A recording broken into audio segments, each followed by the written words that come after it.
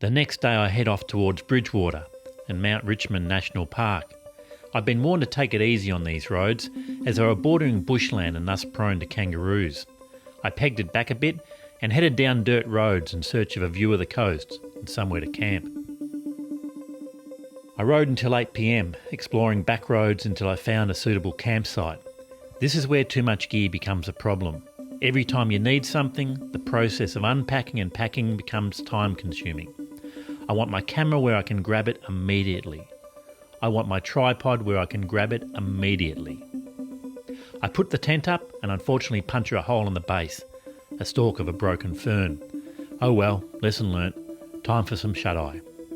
That night I was woken to what sounded like a Tasmanian devil, that guttural screech that sounds like a demon of hell. I wasn't going to get up and find out what it was, and anyway, rain had set in. I woke up dry but faced my first camp pack-up in drizzly rain. Knowing where things go and where things are becomes very important when motorcycle touring. I really wanted to simplify my setup and have everything in designated places. And I wasn't enjoying the ride so much with all the gear. It was restricting me. The poor doctor was just lugging too much clutter. I took off in the light rain, appreciating the beauty of the wet bushland.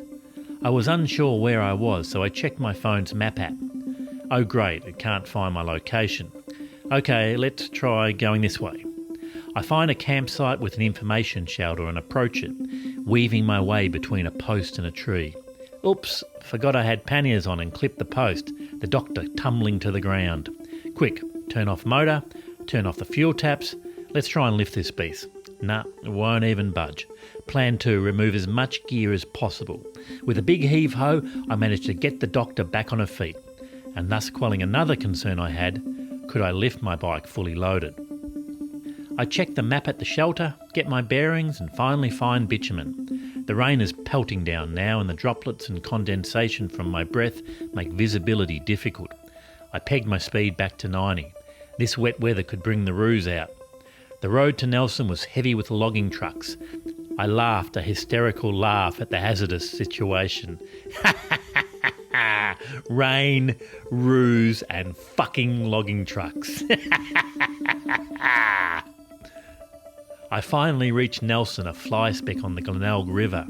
This place would be nice on a sunny day, I thought as I crossed the river and realised there was no more town. Up ahead, dark menacing clouds filled the horizon. I turned back, did a lap of the foreshore and saw a sign on the pub saying $45 a night for a single. I parked in their old stable, sheltering from what was now heavy rain.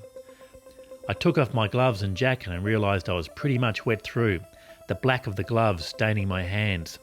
Time to stop, shower, feed, change to some dry clothes.